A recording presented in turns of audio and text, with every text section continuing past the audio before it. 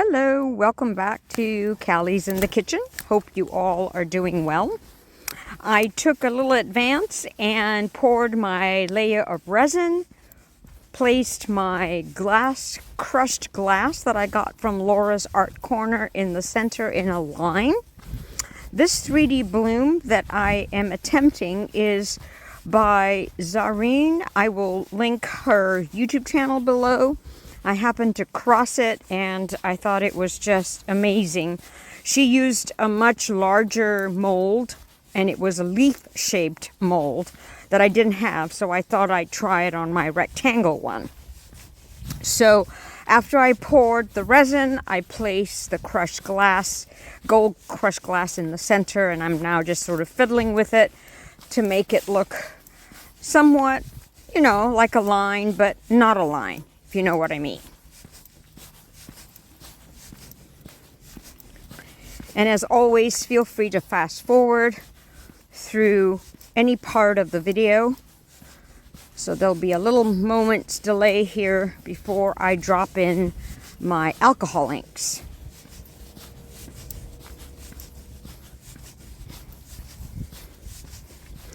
So in the center, I am using, I believe it's the mango color.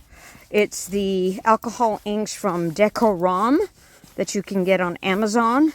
And I think it's spelled Decorum.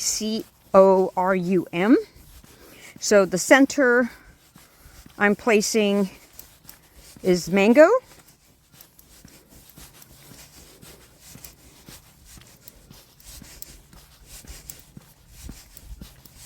I'm letting it spread just to see how much room I have for my other colors that I want to drop in. Next, I'm dropping in the cherry that's in the set of the alcohol ink box. It's a great alcohol ink for the price because it spreads really well no matter what sort of resin I'm using. And today I'm using the 1:1 Nic Pro resin. That's my resin of choice at the moment for doing 3D blooms. I let it sit for a while before I add in my white pigment. And then here is the Forget-Me-Not blue color that I'm adding on the edge.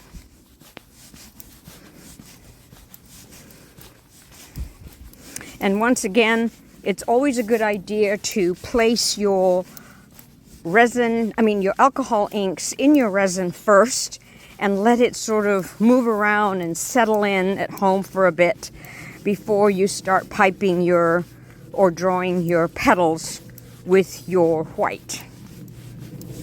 Here I am, because the red I thought was overpowering, I put a little bit more of the mango around or on top of the yellow. And then as I'm looking at it, I see some sort of empty space on the top and bottom. And I said, oh, what the hey, I think I'll just add some more alcohol ink.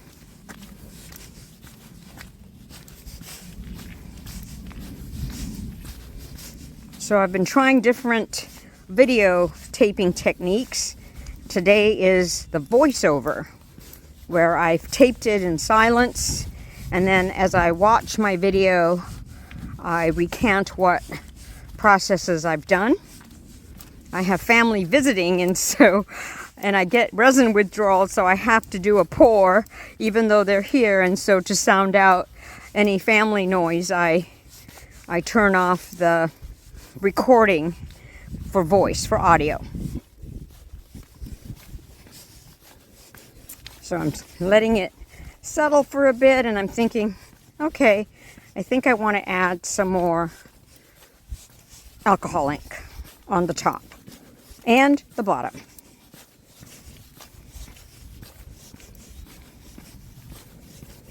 So with my Nic Pro 1:1 resin, I mix it, I wait about 5 minutes, I take its temperature. When it reaches about 32 degrees centigrade, I pour my resin into the mold, still keeping, I think on this one I did 20 grams of resin to put my whiten. And today's choice was Cast and Craft. I haven't used that in a while, so I thought I'd try that again. And then when that particular resin mixture reaches about 35, then I start doing my pedaling.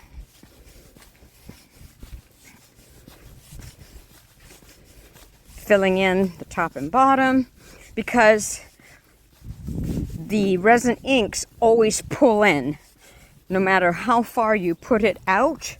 The further you put it out, the further it'll stay, but then it always pulls in.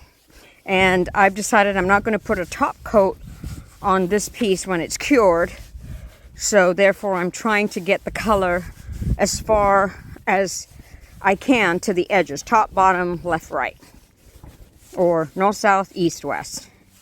I'm not good at north, south, east, west. I do 12 o'clock, 6 o'clock, 3 o'clock, 9 o'clock.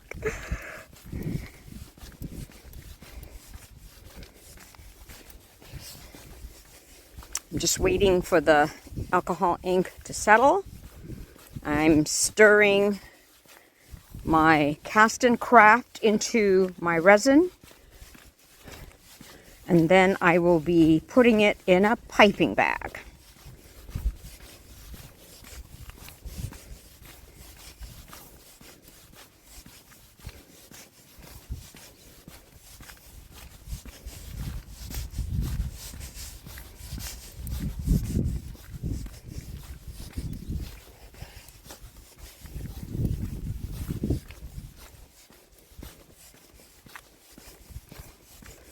I truly hope I can find the leaf mold that this amazing artist did hers in.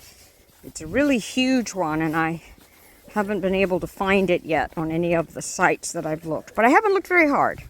Okay, now with my piping bag, I'm doing what I call loopy loops. So as you can see, you're just sort of, in a way, doing circles and then crossing them. And I do it all on the 4 sides.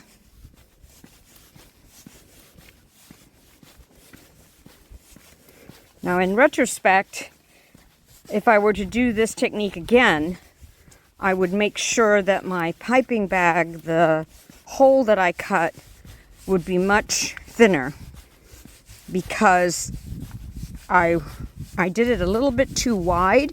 So you'll see the results where I think, to get a more delicate look, a thinner hole of my piping bag would have been much prettier. But we'll see. Oh, you'll see, because I've already had a peek. So I'm doing my second row of loopy loops inside the outer one. One day, I promise, I'll get my angle of my video shooting corrected.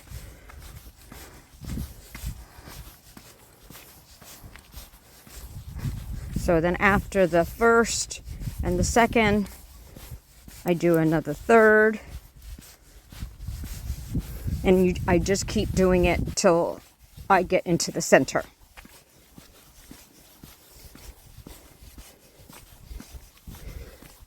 I try to make the loopy loops not sort of close together as you make that loop. It's a little bit difficult. And once again, I think it's because my piping bag had too wide of a hole. We are our worst critics, at least I am. Then with my dotting tool, I very carefully start drawing these lines, first in the center. And I do it carefully because I don't want to dislodge the crushed glass that's in the center. Then I'm taking my dotting tool and sort of drawing stem veins. You know, like in a leaf, you've got those stems, so I'm just doing that as gently as I can.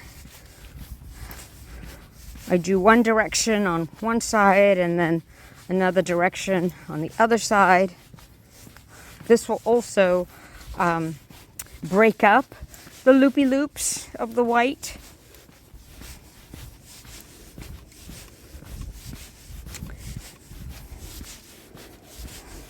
So I did it on the outside. Now I'm coming into in the middle a little bit more and giving it a little bit more encouragement.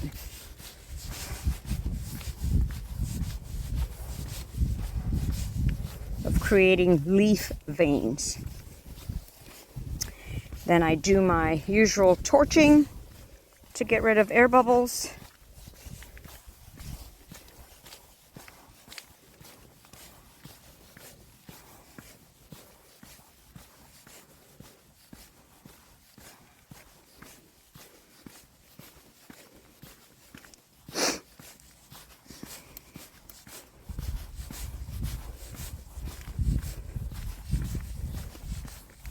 Torching some more. So you just look and see, and if you see bubbles, just gently, for me, quickly torch. Now we hope. Okay, it is time for the unmolding.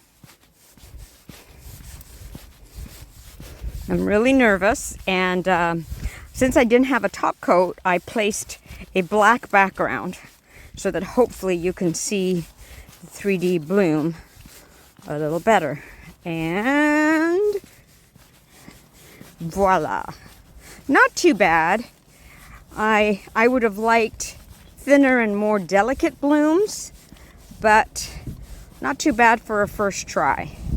So I hope you enjoyed this video, and see you again. Thank you.